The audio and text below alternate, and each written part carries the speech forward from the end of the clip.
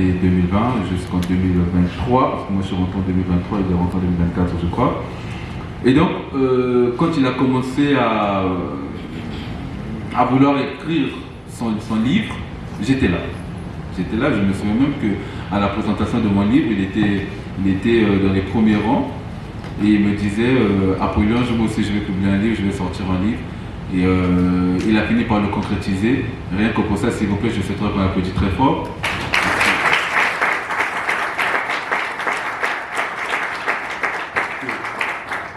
Parce que de nos jours, ce n'est pas facile de voir des jeunes publier des livres, écrire des livres. D'autant plus qu'il y a une crise de la lecture qui sévit, où de plus en plus les gens s'éloignent du livre, qu'un jeune puisse s'y mettre et qu'il puisse traiter d'un sujet aussi important, ce n'est pas anodin. Donc je tenais à te féliciter mon frère pour ce beau livre que tu as mis à notre disposition et que je pense tous ceux qui le liront vont apprécier.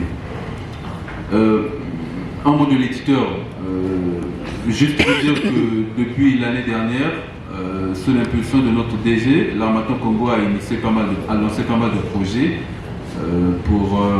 pour remettre le livre au centre de la société. J'ai décidé de préfacer cet ouvrage parce que j'avais compris la sublimité du projet d'écriture de l'auteur. Parce qu'il s'agit d'un projet d'écriture, comme c'est dit dans la préface. Le but, ce n'était pas de faire un livre parfait. Mais ayant noté malheureusement cette césure que vous venez de dire, la jeunesse ou la population africaine de façon générale s'éloigne du livre.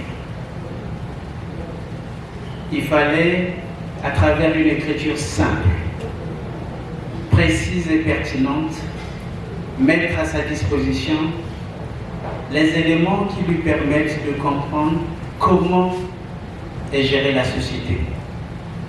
Quels sont les fondamentaux de la vie en société? Parce que, parlant du droit, il est l'émanation de la société. Et donc, le but c'était susciter le désir, cultiver le plaisir de lire le droit en le rendant accessible à tous, mais à travers une écriture simple. Généralement, les professionnels du droit sont là. Le droit est un côté mystérieux. Et c'est ça qui fait le charme du droit. Mais le but de cet ouvrage, c'est sortir le droit de ses méandres, de ce côté mystérieux, et le mettre à la disposition d'un large public qui peut s'en servir parce que, comme on le dit, une société éduquée et formée, c'est se comporter dans la vie quotidienne. Et c'est pour cela que les défis qui entourent nos sociétés aujourd'hui nous obligent de plus en plus à simplifier l'ensemble de nos procédures, à simplifier l'ensemble de nos cadres et instruments juridiques pour qu'ils soient accessibles à tous.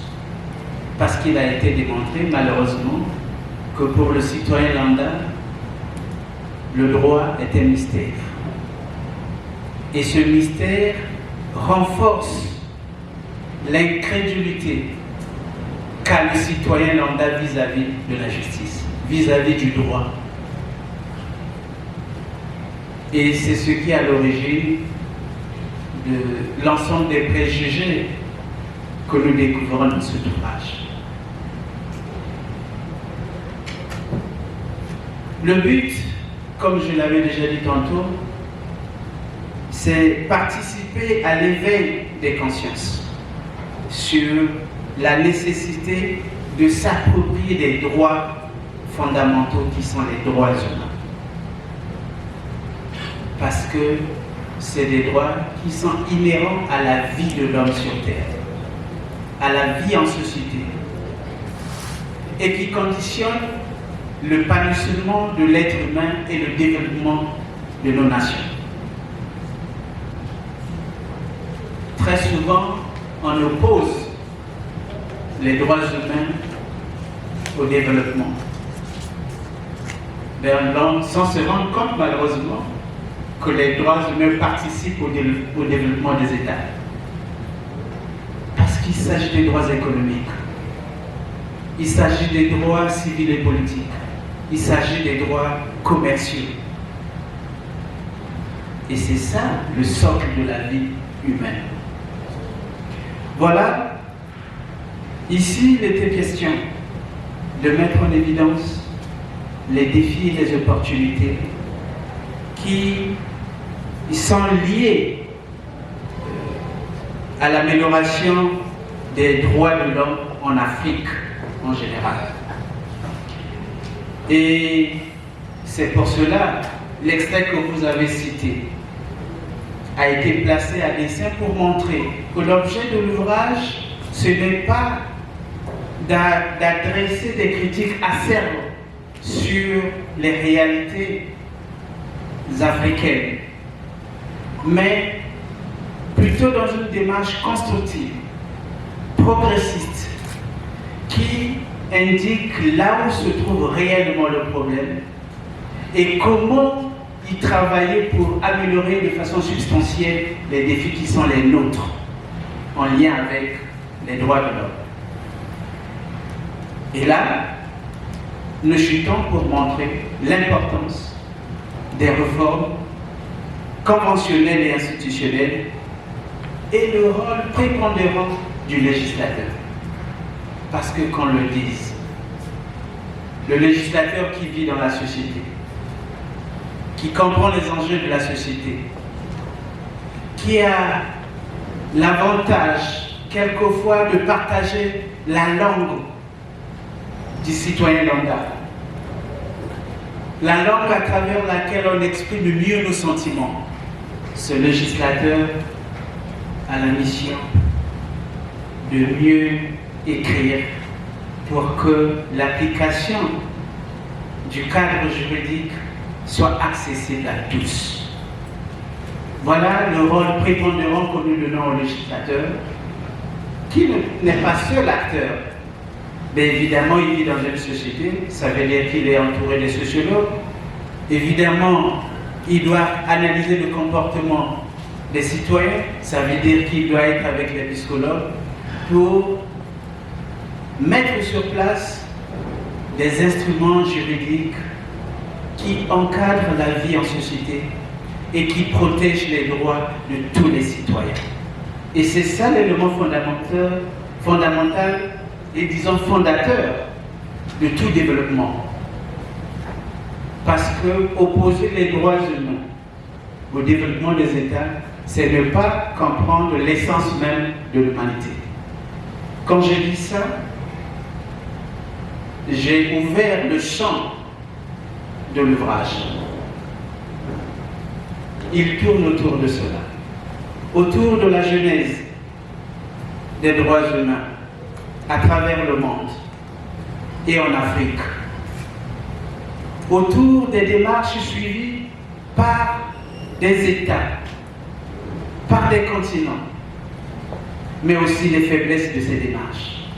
Et en même temps, après cette analyse critique, des propositions de correction qui sont faites, aussi bien au plan institutionnel, au plan conventionnel, mais également au plan régional et national. C'est l'objet de cette écriture qui met à la disposition du citoyen lambda, dans une écriture simplifiée, les éléments essentiels du droit humanitaire. Quand j'ai dit ça, j'ai tout dit.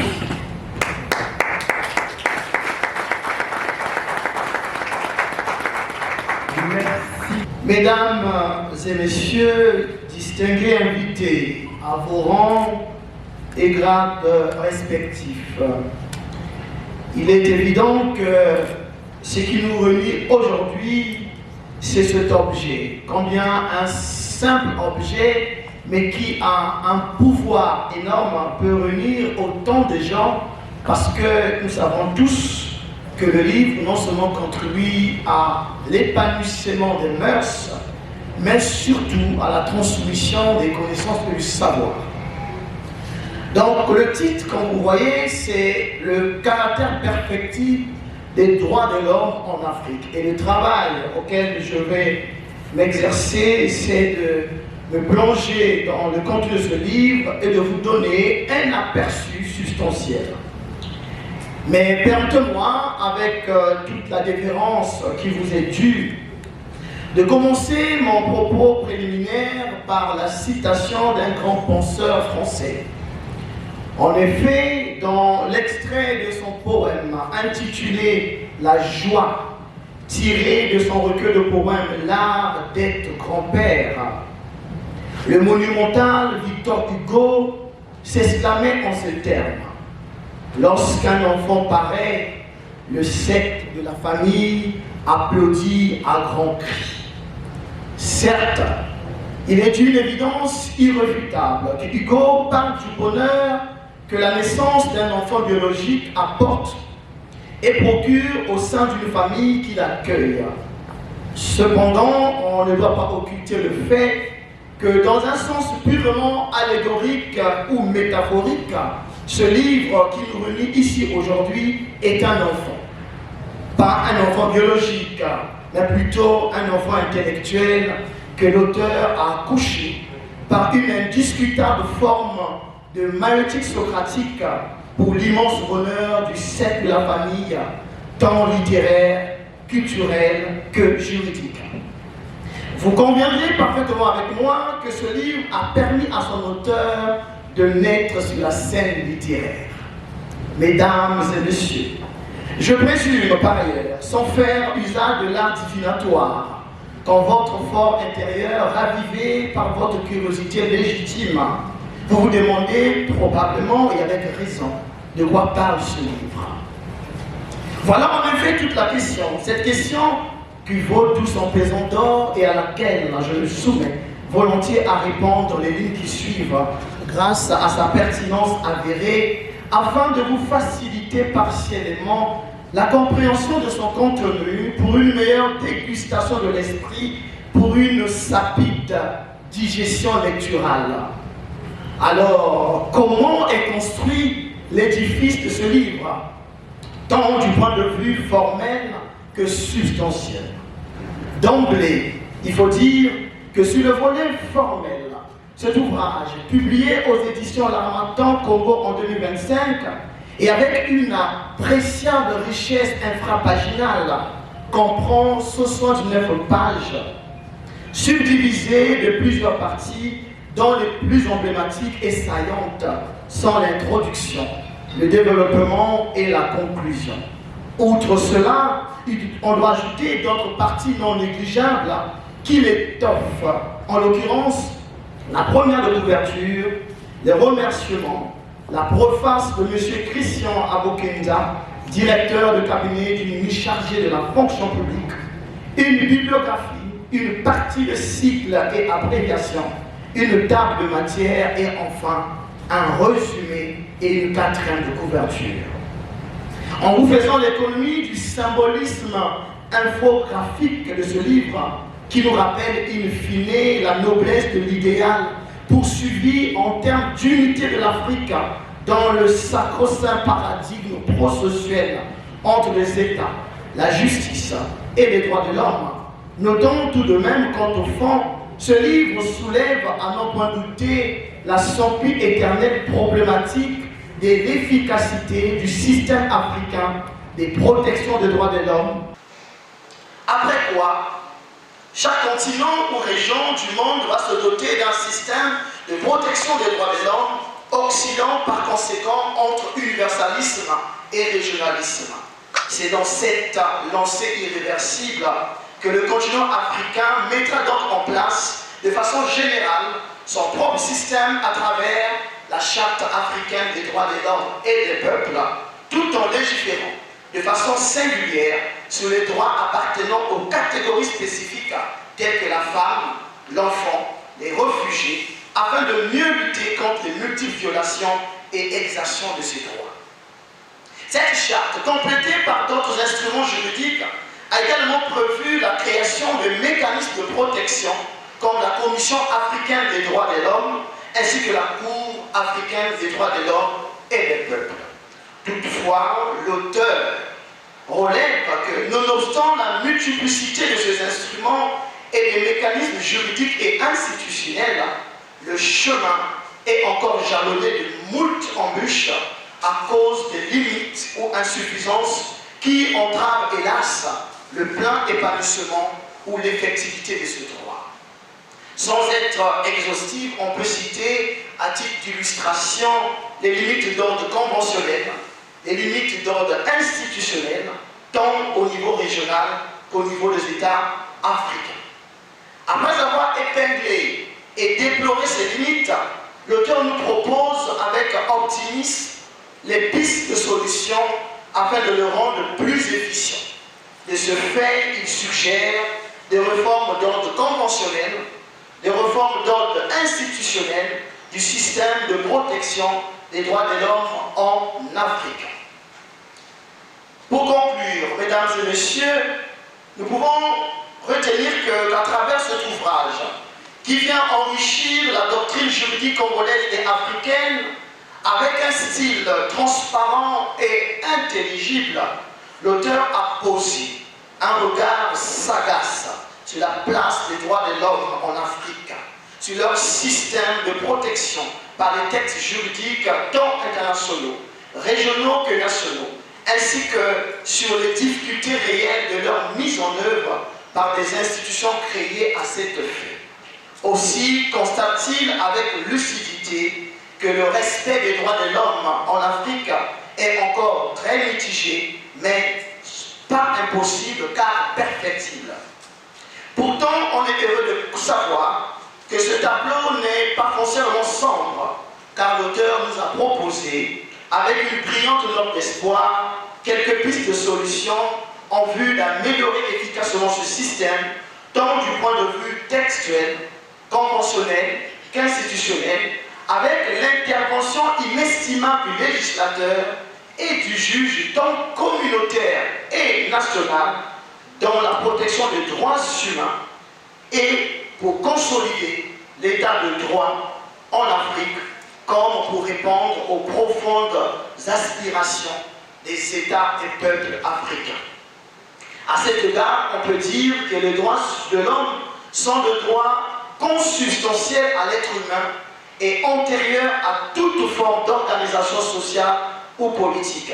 Il mérite donc d'être respecté par tous, sans distinction fondée sur le sexe, la race, la nationalité ou l'appartenance ethnique ou départementale. Mesdames et messieurs, je vous invite très solennellement, en réalité, à vous approprier et vous procurer ce livre parce qu'il met en lumière la problématique des droits de l'homme qui, en réalité, sont reconnus à chacun de nous et l'économie de ma modeste contribution en tant que critique littéraire. Je vous remercie. Je tiens d'abord à remercier Dieu Tout-Puissant, le Créateur de toutes choses, le Maître des temps et des circonstances, celui qui a permis à ce que nous soyons ici. Vive remerciement aussi à mes parents qui sont monsieur et madame Bouvou, qui ont su m'accompagner toujours dans tous mes nombreux projets. Et je le dis devant vous, je vais continuer à vous déranger parce que vous savez à quel point je me mets toujours dans des projets qui sont longs et difficiles à atteindre, mais je sais compter sur vous. Merci. Et s'il faut aller dans le vif du sujet, l'objectif de ce jour, de cette présentation, est de vous plonger en quelque sorte dans notre vision des droits de l'homme en Afrique. Et donc, parler des droits de l'homme en Afrique semble être un sujet sensible, tandis qu'il ne devrait pas.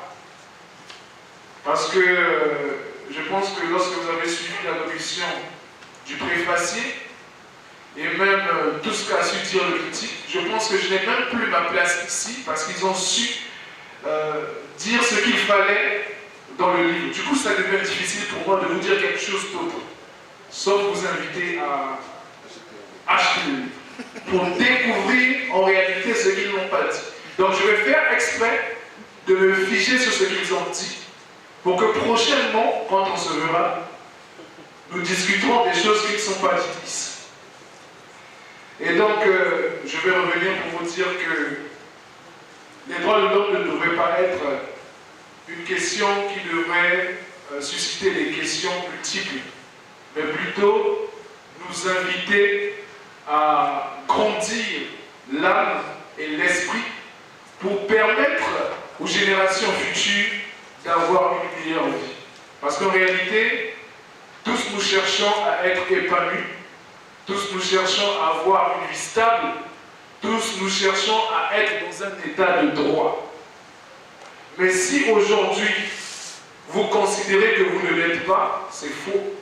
Parce qu'en réalité, l'Afrique, étant le berceau de l'humanité, est un continent rempli d'instruments juridiques que nous-mêmes ne nous approprions pas. Et donc, depuis l'introduction, nous avons parlé déjà de l'importance des droits de l'homme et nous avons su les définir comme étant des droits inhérents à l'homme, c'est-à-dire les droits avec lesquels nous naissons au détriment de la peau, donc de la race, des appartenances religieuses, politiques. Ce sont les droits avec lesquels nous sommes nés. C'est-à-dire qu'aucune personne ne dira pas que je n'ai pas de droits. Mais quels sont ces droits? Se poser cette question, c'est vouloir nous inviter à aller à la rencontre des droits de l'homme. Et donc, au fil de la lecture de ce texte, de ce livre, vous remarquerez que je vous ai invité, nous la population, de nous intéresser aux droits de l'homme. Certes, il faut reconnaître que les droits de l'homme sont encadrés. Et l'encadrement des droits de l'homme varie selon les continents. En Afrique, nous avons la chance d'être l'un des continents les plus fournis en matière de droits de l'homme. Et nous garantissons les droits de l'homme à travers bon nombre de textes, chose que d'autres continents ne le font pas. Tout à l'heure, vous avez su entendre que les droits de l'homme avaient une source africaine qui apparaît avant même celle qui consacre les droits de l'homme de manière générale, que je pense que tout le monde connaît, la Déclaration universelle des droits de l'homme de l'ONU. Et il faut reconnaître qu'il faut plutôt savoir que cette déclaration est née après les conséquences de la Deuxième Guerre mondiale. Ce qui revient à dire que les droits de l'homme, pour certains, ont commencé après la Deuxième Guerre mondiale, tandis que ce n'était pas le cas. Et donc, en Afrique, nous avons notre façon de protéger les droits de l'homme. Et l'instrument principal de protection des droits de l'homme, c'est la Charte africaine des droits de l'homme et des peuples. Pour ceux qui ont la culture juridique des droits de l'homme, ils savent que l'Afrique, en consacrant aussi les droits des peuples, apporte une singularité et une originalité dans la protection des droits de l'homme. Et c'est dans ce livre que vous saurez si c'était une bonne chose ou une mauvaise chose. Du coup, je vous invite massivement à acheter le livre.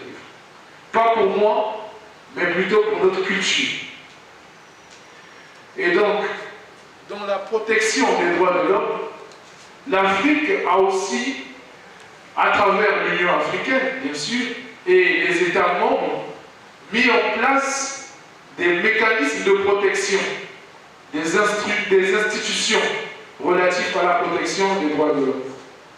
Parmi les principales institutions, nous avons la Commission africaine des droits de l'homme et des peuples, mais aussi la Cour africaine des droits de l'homme et des peuples. Et malgré les nombreux mécanismes de protection des droits de l'homme, malheureusement, le continent reste limité dans la réalisation, la mise en place et reste freiné dans l'efficacité de ces droits. Voilà pourquoi, dans le livre, nous avons su parler, donc évoquer ces limites en parlant, bon, je vais citer une limite comme ça. Pour ceux qui ont le livre, je sais qu'ils ont lu et ils sauront la page dans laquelle je me fonde pour donner cet exemple. Et l'exemple que je vais soulever, c'est le flou juridique. Le flou juridique ici, pour ceux qui ne sont pas juristes, renvoie à l'imprécision du caractère même de la règle qui a été mise en exergue, de la loi qui a été mise en exergue. Et cela a des conséquences. Les conséquences sont lesquelles il y a la difficulté dans l'interprétation de cette règle-là. Et donc dans le livre, nous avons parlé de la charte des droits des enfants et de leur bien-être. Et nous avons pris l'exemple de l'enfant. Pourquoi? Parce que cette charte protège les droits de l'enfant. Mais définit l'enfant étant comme une personne âgée de moins de 18 ans. Nous sommes africains. Nous savons tous que quand on est avec papa et maman, n'ayant pas une femme, un enfant, n'ayant pas de travail, nous dépendons généralement de nos parents et on nous considère encore comme des enfants. Et j'ai aussi cité un exemple. Il y a des enfants qui, selon la difficulté de la vie, selon ce qu'ils rencontrent, comme nous savons que dans notre continent, il y a des conflits armés, certains enfants veillent sur leurs parents au lieu que les parents veillent sur les enfants. Voilà pourquoi il y a le phénomène des enfants militaires. Et cela renvoie à susciter une certaine difficulté dans l'interprétation de ce concept-là, de l'enfant. Donc nous avons jugé bon de mettre cela aussi dans le livre, dans l'objectif d'essayer de nous pousser à améliorer ce concept-là pour mieux nous ressembler, nous, Africains, selon nos cultures. Parce qu'en réalité, les droits de l'homme en Afrique doivent refléter notre condition de vie et nos situations à nous.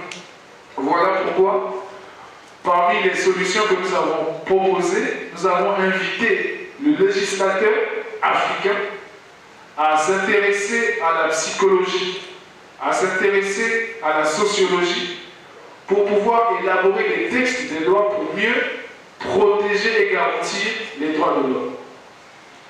Et pour terminer mon allocution, parce que je ne vais pas être long, si je vous dis tout ce qu'il faut dire, le livre est petit, vous n'aurez plus envie de le découvrir. Donc il faut l'acheter. Et donc pour terminer, nous tous, comme constituant de la population africaine, nous avons tendance à remettre la charge des droits de l'homme à l'État.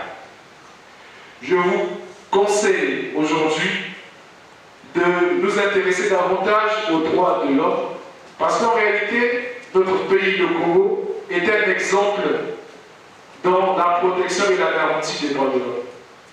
Pas plus tard que le 25 juillet 2025, si je ne me trompe pas, une loi a été promulguée, mise en vigueur sur la protection des personnes âgées. Et cela témoigne de la volonté de garantir la protection des droits de l'homme. Mais si ces personnes âgées-là ne sont pas informées de leurs droits, comment feront-ils pour savoir si leurs droits sont bafoués ou non? Cela pousse à chacun parmi nous, jeunes que nous sommes, nous avons nos grands-pères à la maison, allons-y les informer que le Congo protège leurs droits. Et je vous invite massivement à vous intéresser aussi vous-même pour nous et les générations futures, de nous intéresser davantage à ces droits. Parce que les droits de l'homme garantissent l'état de droit. Les droits de l'homme garantissent aussi la bonne vie. Ce sont des limites, certes, mais c'est aussi une façon pour nous de nous épanouir mieux dans notre fonctionnement ici et de notre vie. Parce qu'on dit que les libertés de chacun commencent là où celles de l'autre s'arrêtent. Et ce sont les droits de l'homme qui définissent ces libertés-là. Et je m'arrêterai par là. Et je vous remercie. Vous le comprenez très bien, nous allons ouvrir la séquence des questions-réponses. Ma question va plus aller dans le sens de l'application de ta proposition sur une situation un peu plus concrète, notamment avec ce qu'on voit en République démocratique du Congo, notamment à l'Est. Avec la proposition que tu nous fais dans ton ouvrage, comment on peut l'appliquer? J'ai eu bien lire ton ouvrage, en tout cas je tiens à te féliciter sincèrement, très cher frère. J'ai vu à la page 64-65 sur la loi Mouébara portant sur la lutte contre la violence faite aux femmes. Est-ce qu'il y a-t-il aussi une loi qui lutte contre la violence faite aux hommes, notamment par les policiers que nous voyons tous les jours? Celle-ci est ma question. C'est vrai, vous évoquez le cadre juridique des droits de l'homme en Afrique. Mais le plus grand problème des droits de l'homme en Afrique, c'est l'implémentation. Bon, surtout la question des droits de l'homme entre la crise en RDC et le Rwanda. Vous devrez peut-être essayer de voir les choses dans ce sens. Ça devrait encore rendre le livre un peu plus stimulant, parce que évoquer le cadre juridique et inciter, s'arrêter par là, c'est un peu comme faire le travail à moitié. Telle était plutôt ma contribution et non ma question. Et c'est un peu de voir les choses dans ce sens pour une prochaine fois. Je vous remercie. La première, c'est en relation avec l'intervention de M. Gasaki. Si vous allez jusqu'à la fin, jusqu'à la conclusion, vous trouverez des réponses à votre préoccupation, M. Gasaki. Vous voyez, si on se met ici à décortiquer le livre, c'est sûr que vous n'aurez plus intérêt à l'acheter. Vous voyez, aujourd'hui, la compréhension du concept harcèlement a suffisamment évolué et aussi bien les hommes que les femmes sont victimes du harcèlement. Et parce que le droit aussi se nourrit de ces faits-là. Ce que vous dites, c'est pour la violence faite aux hommes. Mais le harcèlement moral est une forme de violence. Donc, le droit évolue. Et je ne voudrais pas rentrer, même au sein de l'administration publique, le nouveau cadre juridique de l'administration publique, la loi 68/2022, du 16 août 2022, portant statut général de la fonction publique, est clair là-dessus. Et il y a des sanctions disciplinaires qui sont appliquées en cas de harcèlement et qui peuvent aller au-delà. Il y a même des poursuites pénales qui peuvent être engagées. Donc, rassurez-vous que le droit évolue. Fred Coucou, bon, sa question c'est une question personnelle. Elle est personnalisée, je préfère que Lewis se revienne sur ça. Je ne dis pas un mot là-dessus. Bien, parce que je me doutais que ce serait toi qui devrais me poser une question. Et donc la situation en ce qui concerne la RDC. Nous sommes le Congo Brazzaville. Nous sommes détenteurs d'une souveraineté. Et nous sommes aussi des juristes. Donc je vais répondre en tant que juriste. C'est une question très pertinente Et je sais que si je me lance à la réponse ici, bon nombre de juristes voudront en faire un débat. C'est même une question qui peut être une question de thèse. Je le dis devant le professeur qui est là, et c'est pas faux. Et donc, pour éviter de tirer en longueur, je t'invite, là, juste dehors, à discuter de cela avec Pougué Rollins, de cette question. Parce que c'est une question qui touche la sensibilité de tout un chacun. Et le langage juridique et le flou juridique nécessaire nous invite à nous mettre à côté pour en discuter. Alors, ce qui nous a motivé à publier ce livre, c'est le thème en lui-même, qui est un très bon thème, qui n'est pas très abordé dans notre milieu. Et donc, il y a aussi le caractère concis, le style d'écriture que l'auteur a adopté pour pouvoir rendre accessible la compréhension des droits de l'homme en Afrique. Et le fait que chaque lecteur qui va lire ce livre, moi personnellement quand je l'ai lu, va comprendre ce que c'est que les droits de l'homme et il va pouvoir se poser des questions, comprendre les suggestions, les limites et les suggestions que l'auteur apporte pour améliorer les droits de l'homme en Afrique. Merci. Alors, d'abord, premièrement, je tenais à dire merci à l'auteur, M. Lewis Mbengu, d'avoir mis sur la scène sur le marché du livre, voilà, sur le marché du livre, cet ouvrage-là, qui vient là pour éclairer quelques zones d'ombre qui existaient déjà dans ce sphère de droits humains, des droits de l'homme. Parce qu'il y a là certains points qui empêchent aux citoyens lambda de comprendre dans le terme de linguistique. En fait. Il y a des gens qui n'arrivent pas à comprendre le style juridique qui est souvent utilisé dans ce genre de domaine. Et donc, il vous a évidemment la possibilité aux Congolais de comprendre ce que c'est le droit de l'homme en Afrique. Vous, en tant que lecteur, qu'est-ce que vous avez apprécié spécifiquement dans la manière d'écrire, par exemple? Alors moi, personnellement, j'ai apprécié dans cet ouvrage, l'auteur vient là encore nous éclairer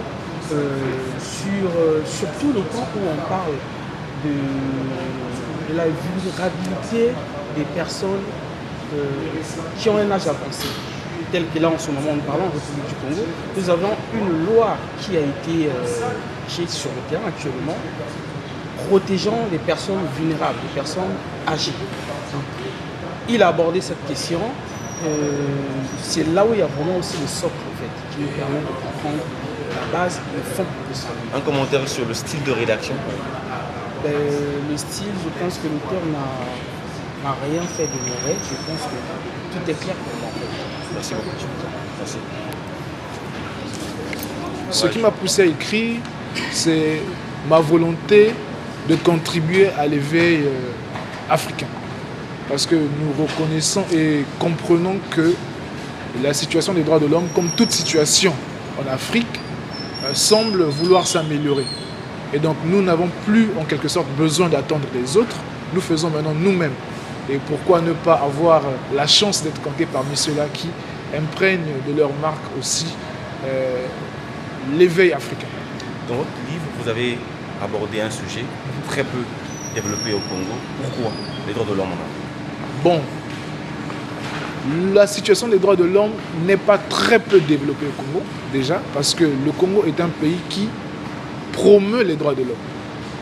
C'est plutôt la population qui ne va pas vers les droits de l'homme. Et très peu d'écrivains écrivent là-dessus. Bon, parce que c'est une question quand même sensible, parce que bon nombre de personnes assimilent les droits de l'homme à la connotation politique, tandis que ce n'est pas forcément la volonté politique qui doit pousser les gens à bafouer ou à vouloir connaître les droits de l'homme. C'est la nature humaine elle-même.